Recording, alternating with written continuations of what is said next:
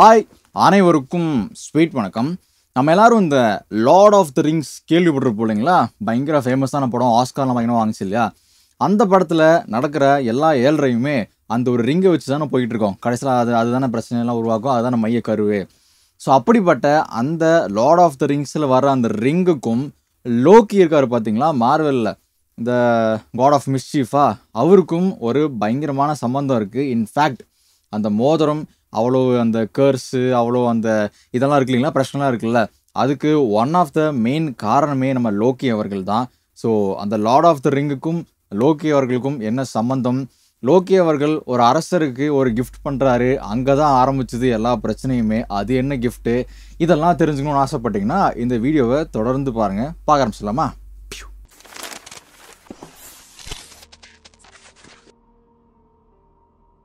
ஒரு சின்ன முன் அறிவிப்பு கொடுத்துட்றேன்.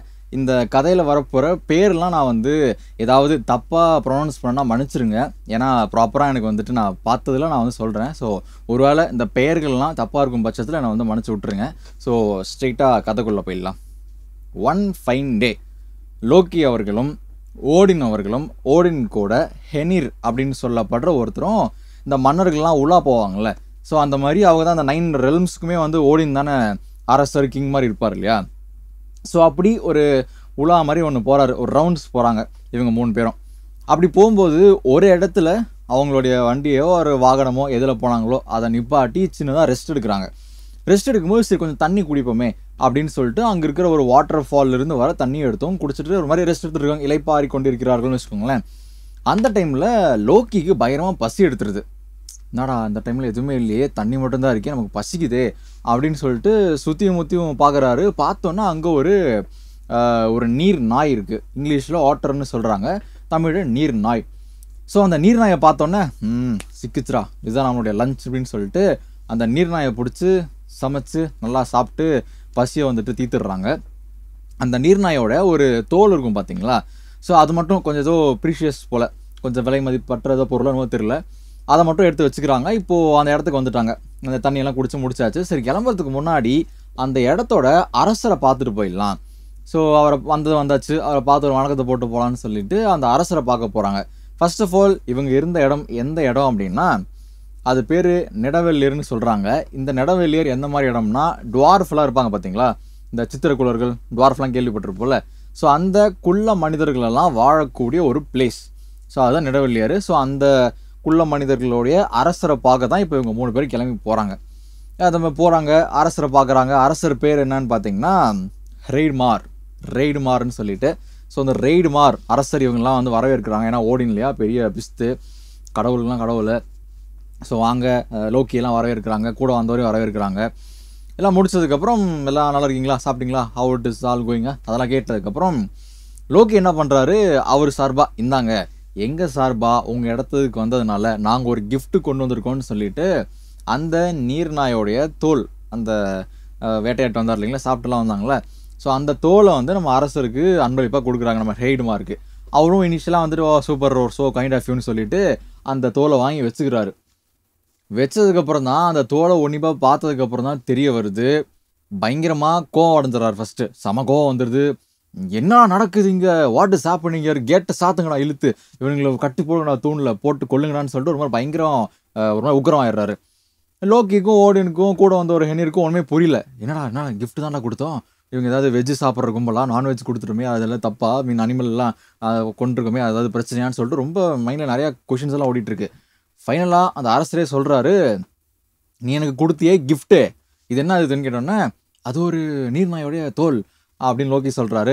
ஏய் அது நீர்நாய் இல்லைடா, என் பையன்தான் நீர்நாய் மாதிரி ஒரு மாதிரி இருந்திருக்கிறான், நீ அவனை தான் போய் வேட்டையாடிட்டு என்கிட்டயே கொண்டாந்து அவன் தோலை கிஃப்ட்டுன்னு கொடுக்குறியா அப்படின்னு சொன்னால் லோக்கிக்கு ஷாக்கு, ஓடின்னு கூட வந்தவங்களாம் ஷாக்கோ, ஐயோ தெரியாதம்மா, எனக்கு தெரியாதுங்க, நான் வேணுன்னே பண்ணலங்க, அது ஒரு இதுன்னு சொல்லிட்டு நான் வேட்டையாடிட்டேன்னு சொன்னதுக்கப்புறம் அரசருடைய கோவம் அடங்கவே இல்லை. சரி இவங்க 3 பேரையும் ஏதாவது பண்ணுங்கன்னு சொல்லிட்டு ரொம்ப பிரச்சனையாக போயிட்டு இருக்குது. ஃபைனலாக ஒரு கட்டத்துக்கு அப்புறம் கோவம் குறைஞ்சு அந்த ரெய்டுமார்ன்ற அரசர் என்ன சொல்கிறாருன்னா, சரி ஓகே, உங்களுக்கு நான் ஒரு பிராயச்சித்தமாக ஒரு விஷயம் நான் சொல்கிறேன். அதாவது என் பையனுடைய தோல் இருக்கு இல்லையா, அது விரிச்சிங்கன்னா ரொம்ப பெருசாக இருக்கும், நல்லா ரொம்ப பெருசாக இருக்கும். அந்த மொத்த தோல் சைஸுக்கும் எனக்கு தங்கம் வேணும். அவ்வளோ கோல்டு எனக்கு வேணும், ஒருவேளை நீங்கள் கொடுத்தீங்க அப்படின்னா உங்களை நான் விட்டுறேன், நீங்கள் போகலாம் அப்படின்னு சொன்னதையுமே இப்போது இவங்களுமே புரியல.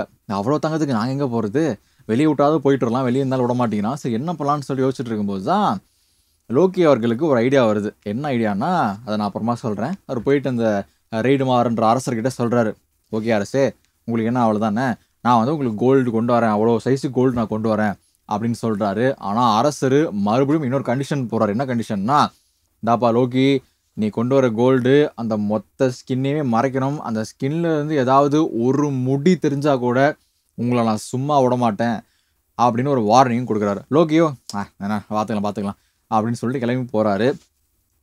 என்னது கொத்த மேன் வித் பிளான் ரைட் ஹியர்ன்ற மாதிரி லோக்கி கிட்ட ஒரு பிளான் இருக்குது. என்ன பிளான், இப்போ தான் இன்னொரு கேரக்டர் உள்ளே வருது. அந்த கேரக்டர் பேர் வந்து அன்வாரி அப்படின்னு சொல்லிட்டு. அன்வாரின்றவர் அந்த கிரகத்திலேயே அந்த இடத்துல இருக்கிற ஒரு ஒன் ஆஃப் த குள்ள மனிதன் தான் அன்வாரி. ஆனால் ரொம்ப வந்துட்டு டேலண்டான ஒரு பையன், நல்ல ஒரு கிராஃப்ட்ஸ்மேன், நிறைய அந்த பொருள் செய்கிறது அதெல்லாம் ரொம்ப வந்து ஒரு பிஸ்தான ஒரு ஆள். ஸோ அப்படி இருக்கும்போது அன்வாரி ஒரு நாள் என்ன பண்ணுறா, அப்படி சரி நம்ம வந்து இந்த தண்ணிக்குள்ளே தான் அடியில் என்ன தான் இருக்குன்னு போய் பார்ப்போமே அப்படின்னு சொல்லிட்டு அவர் ஒரு மீன் மாதிரி, ஒரு ஃபிஷ் மாதிரி அவரோட உருவத்தை மாற்றிக்கிட்டு அண்டரா போகிறாரு. அதாவது அந்த இதுக்குள்ளே, அந்த வாட்டர் ஃபால்ஸ்லாம் சொன்னா இல்லைங்களா, அந்த இதுக்குள்ளே ஓஷனுக்குள்ளே அடியில் போகிறாரு. போய் பார்க்கும்போது அங்கே இன்னொரு தனி உலகம் மாதிரி ஒன்று இருக்குது. அந்த உலகத்தில் நிறையா அந்த வைரங்களும் வைடூரங்களும் கோல்டு அது இதுன்னு சொல்லிட்டு நிறையா கொட்டி கிடக்குது. பார்த்தோன்னா நம்ம அன்வாருக்கு வந்துட்டு அன்வாரிக்கு பயங்கரமான ஷாக்கு. ஏப்பா என்ன பெரிய இடம், எவ்வளோ இதெல்லாம் இருந்தால் நம்ம வந்து பெரிய ராஜா ஆயிடலாமேன்னு சொல்லிட்டு பயங்கரமான ஆசையெல்லாம் வருது. இருந்தாலும் அந்த ட்ரெஷரை வந்துட்டு சரி அப்படியே பார்த்துக்கிறாரு. சரி ஓகே நமக்குலாம் இங்கே கிடைக்க போகுதுன்னு சொல்லிட்டு ஒரு மாதிரி பார்த்துக்கிறாரு. அந்த டைமில் இவர் அன்வாரி போனதை வந்துட்டு அங்கே இருந்த சில தேவதைகள்லாம் வந்து பார்க்குறாங்க. பார்த்துட்டு அன்வாரியை பயங்கரமாக கலாய்ச்சி விட்டுறாங்க. என்ன நீ பார்க்க கோமாளி மாதிரி இருக்கிற, நீ அதுன்னு சொல்லிட்டு ரொம்ப வந்து கலாய்ச்சி உடனேயுமே இவருக்கு கடுப்பாயிருது. ஏண்டி நான் பாட்டுக்கு வந்து சிவனே இதெல்லாம் பார்த்துட்டு போகலான்னு தான் நினச்சேன், என்னையவே கலாய்க்கிறீங்களா அப்படின்னு சொல்லிட்டு அங்கே இருக்கிறவங்களாம் ஒரு மாதிரி செஞ்சு விட்டுட்டு அங்கே இருந்த மொத்த கோல்டையுமே தலைவன் அள்ளிட்டு வந்துடுறா. அப்படி வந்ததுக்கப்புறம் அந்த கோல்டில் ஒரு பகுதியை வச்சு என்ன பண்ணுறாருனா ஒரு மோதிரம் ஒன்று பண்ணுறாரு. அந்த மோதிரம் தான் தி லார்ட் ஆஃப் த ரிங்ஸில் வர அந்த மோதிரம். ஸோ இப்போ அந்த மோதிரத்தை மாட்டி இவர் கையிலேயே வந்து செஞ்சு கையிலேயே வந்து மாட்டிக்கிறாரு. அந்த மோதிரத்துக்கு என்ன ஒரு பவர் மாதிரி ஒன்று இருக்குன்னு பார்த்தீங்கன்னா, அன்வாரி கிட்ட அந்த மோதிரம் இருக்கிற வரைக்கும் இவர்கிட்ட செல்வம், அந்த செல்வத்துக்கு வந்து எந்த குறையுமே இருக்காது. அன்லிமிட்டடாக வந்துட்டு இவருக்கு வந்துட்டு பணம், அந்த வைடூரியம்னு சொல்லிட்டு கிடச்சிக்கிட்டே இருக்கும். இதுதான் அந்த மோதிரத்துடைய ஸ்பெஷாலிட்டி. இதுதான் வந்து அன்வரோட முன் கதை. இதெல்லாம் தெரிஞ்ச லோக்கி என்ன பண்ணுறாருன்னா ஒரு பிளான் பண்ணுறாரு. நம்ம ஒருவேளை அன்வாரியை ட்ராப் பண்ணி அவங்ககிட்ட இருக்கிற அந்த மொத்த கோல்டையும் உருவிட்டோம் அப்படின்னா நம்ம இந்த அரசர்கிட்ட கொடுத்துடலாம், நம்மளும் எஸ்கேப் ஆகலான்னு சொல்லிட்டு ஒரு பிளான் போட்டு என்ன பண்ணுறாருன்னா, ஒரு நாள் அன்வாரி இந்த மீன் ஷேப்பில், அந்த மீன் ரூபத்தில் தண்ணியில் இருக்கும்போது ஒரு வலையை போட்டு அன்வாரியை பிடிச்சிடறாரு. பிடிச்சது மட்டும் இல்லாமல் பிளாக்மெயிலும் பண்ணுறாரு. டேய் ஒழுக்கமாக உங்ககிட்ட இருக்கிற கோல்டெல்லாம் என்கிட்ட கொடுத்துரு, நான் உன்னைய உயிரோடு விட்டுறேன், ஒரு வாரம் நீ ஏதாவது ட்ராமா போட்ட அப்படின்னா உன்னை போட்டு தள்ளிடுறேன் அப்படின்னு சொன்னோன்னா அன்வாரியும் வேறு வழி இல்லாமல் சரி ஓகே என்ன கோல்டு தான் வேணும், நான் கொடுக்குறேன், என்ன விடு அப்படின்னு சொல்லிட்டு அவர் இடத்துக்கு கூப்பிட்டு போயிட்டு இந்தாப்பா கோல்டு மொத்தத்தையும் எடுத்துக்கோ அப்படின்னு சொல்லிட்டு ரோக்கிட்ட சொல்கிறார். ரோக்கியும் ரொம்ப சூப்பர் ஹாப்பியான்னு சொல்லிட்டு சரி அப்பாடா தப்பு சொன்னா நம்ம வந்து கிளம்பலாம் நம்ம ஆஸ்கார்டுக்குன்னு சொல்லிட்டு அந்த கோல்டெலாம் எடுத்துக்கிட்டு போகிறதுக்கு முன்னாடி அன்வாரியோட கையில் இருக்கிற அந்த மோதிரத்தை லோக்கி பார்த்துட்றான். பார்த்துட்டு ஒரு மாதிரி அவ்வளோ அழகாக இருக்குது, அதை விட்டு கொடுக்க மனசே வரமாட்டேங்குது.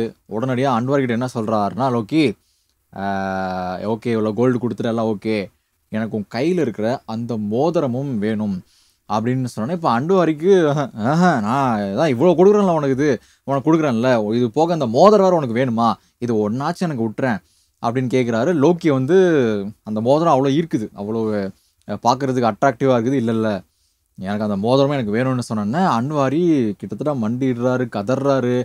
அவ்வளோ எடுத்துகிட்டு போகிற இல்லையா, இந்த மோதிரத்தை எனக்கு விட்டுறியா, எனக்கு ரொம்ப பிடிச்ச மோதிரம், நானே பண்ணது, ரொம்ப ஸ்பெஷல் இது, என்னால் கொடுக்க முடியாதுன்னு சொன்னும் அவ்வளோ சொல்லியும் லோக்கி வந்துட்டு விடாப்புடியாக அவன் பிளாக்மெயில் பண்ணி அந்த மோதிரத்தை வாங்கிட்டு போயிடுறாரு.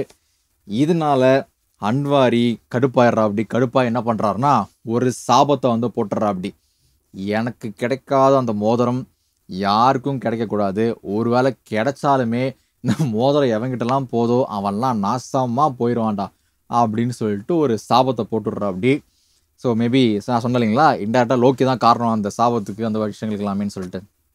இப்போது அந்த மோதிரத்தோட லோக்கி என்ன பண்ணுறான் அப்படின்னா போயிட்டு நம்ம அந்த ராஜாவை பார்த்து, இந்தாங்க ராஜா, இதை வந்துட்டு அந்த ஸ்கின் அளவுலாம் வச்சு மறைச்சிட்டு பார்த்தீங்களா ஃபுல்லாகிடுச்சா, கோல்டு உங்களுக்கு கிடச்சிருச்சா, எங்களை விட்டுருங்களேன், நாங்கள் போயிடுறோம் அப்படின்னு சொன்னோன்னா ராஜாவும் ஓகே சரி சொன்ன மாதிரி பண்ணிட்டான்.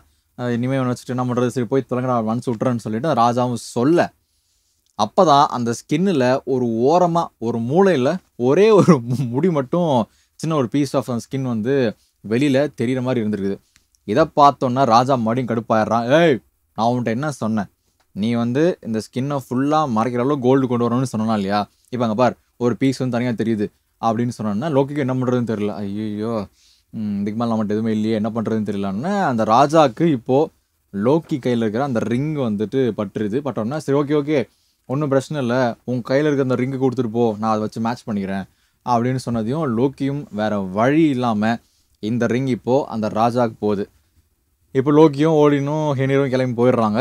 இப்போ அந்த ராஜா அந்த ரிங்கை போட்டுட்டு வாட்டர் ரிங்க அப்படின்னு சொல்லிட்டு ரொம்ப பயங்கரமாக வந்துட்டு பெருமை பீத்தல் அந்த விஷயங்கள்லாம் போயிட்டுருக்கு. ஏன்னா எவ்வளோ பெரிய தங்கம் கிடச்சிருக்குது. ஸோ அதெல்லாம் போயிட்டுருக்குது. அந்த டைமில் தான் இந்த ராஜாவுடைய 2 பசங்க, அவங்க பேர் என்னன்னு பார்த்தீங்கன்னா ஃபாஃப்னீர் அப்புறம் வந்துட்டு ரெகின். இவங்க என்ன பண்ணுறாங்கன்னா போயிட்டு அவங்க அப்பாட்ட கேட்குறாங்க, டாடி இவ்வளோ கோல்டு இவ்வளோ வயர்லாம் உனக்கு கிடச்சிக்குது, நீ எங்களுக்கும் அதில் ஒரு பங்கு கொடு, ஏன்னா நாங்கள் தான் உங்கள் பசங்க, எங்களுக்கும் கொஞ்சம் கூட அப்படின்னு கேட்டதையும் அவங்க அப்பா சொல்கிறாரு, ஏய் போகடா அதான் கிடையாது, இதெல்லாம் எனக்கு மட்டும்தான், உனக்குலாம் தரமாட்டேன் அப்படின்னு சொன்னோன்னே அதில் ஒருத்தன், அந்த 2 பசங்களை ஒருத்தன் முக்கியமாக ஃபாஃப்னீருக்கு வந்து கடுப்பாயிருது, எக்ஸ்ட்ரா கடுப்பாயிருது. கடுப்பில் என்ன பண்ணுறா அப்படின்னா அவங்க அப்பாவை போட்டு தள்ளிடுறா. அப்படி அவங்க அப்பாவை போட்டு தள்ளிட்டு அது மட்டும் இல்லாமல் அங்கே இருந்த மொத்த அந்த கோல்டெலாம் இருந்துச்சு இல்லைங்களா, அதையும் எடுத்துகிட்டு அது கூட அந்த ரிங்கையும் தூக்கிட்டு ஒரு இடத்துல போயிட்டு மலை எல்லாம் காட்டுக்குள்ளே போயிட்டு ஒரு மலைக்கு அடியில் ஒரு அடிவாரத்தில் வந்துட்டு குகைக்குள்ளே வாழ ஆரம்பிச்சிட்றா. அப்படி தான் உருவத்தையுமே ஒரு டிராகனாக மாற்றிக்கிறான் நம்ம யார் பவர் ஃபாஃப்னியர்.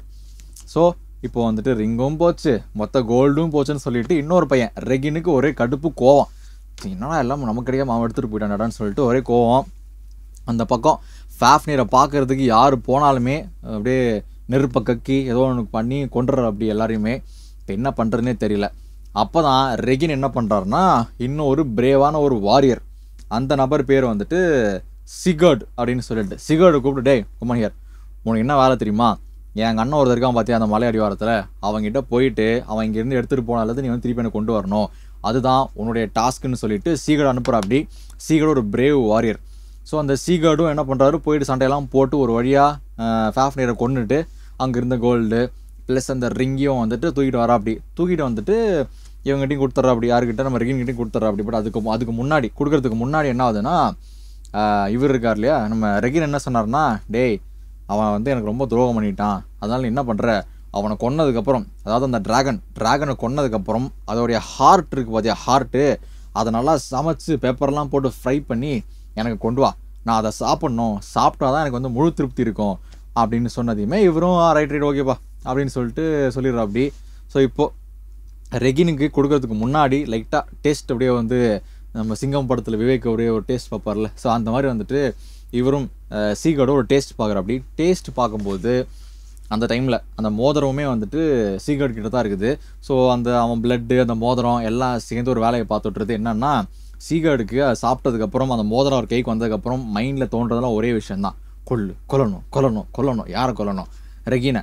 இந்த வேலையெல்லாம் கொடுத்தாரு இல்லைங்களா இவனுக்கு, அதாவது நம்ம ஃபாஃப்னியரோட பிரதர் ரெகின் கொடுத்தாரில் போய் கொண்டு வாங்க அண்ணன்லாம் சொன்னார்ல, ஸோ அவரை வந்து கொன்று, ஏன்னா இப்போ நீ போய் கொடுக்கும்போது அவன் வந்து உன்னையே கொன்றுவான், அவன் ரொம்ப மோசமானவன், அவனை கொன்றுன்னு சொல்லிட்டு அந்த மோதிரம் ஒரு வேலையை பண்ண நம்ம சீகர்டும் போயிட்டு ஏய் நீ என்னை கொன்று வேறடா அப்படின்னு சொல்லிட்டு குத்தி ரெகினும் செத்து போயிடுறான். இதுக்கப்புறம் அப்படியே சன்னதிகள் மாற அந்த மோதிரம் யார்கிட்ட எல்லாம் போதோ அவங்கள வந்து செவரு மாதிரி மெட்ராஸ் படத்தில் வர செவரு மாதிரி எல்லாரையும் காவு வாங்குதுன்னு சொல்கிறாங்க. ஸோ அந்த ஒரு மோதிரம் தான் எங்கே லோக்கி ஆரம்பிச்சு வச்சது. ஸோ அதுக்கப்புறம் தொடர்ந்து நிறையா காவுகள் வாங்கிட்டு ஃபைனலாக லார்ட் ஆஃப் த ரிங்ஸ் யூனிவர்ஸ்குள்ளே என்ட்ராகி அங்கேயும் பல காவுகளை வாங்கி பல சம்பவங்களை பண்ணுச்சுன்னு சொல்லிட்டு ஹிஸ்ட்ரி சொல்லுது.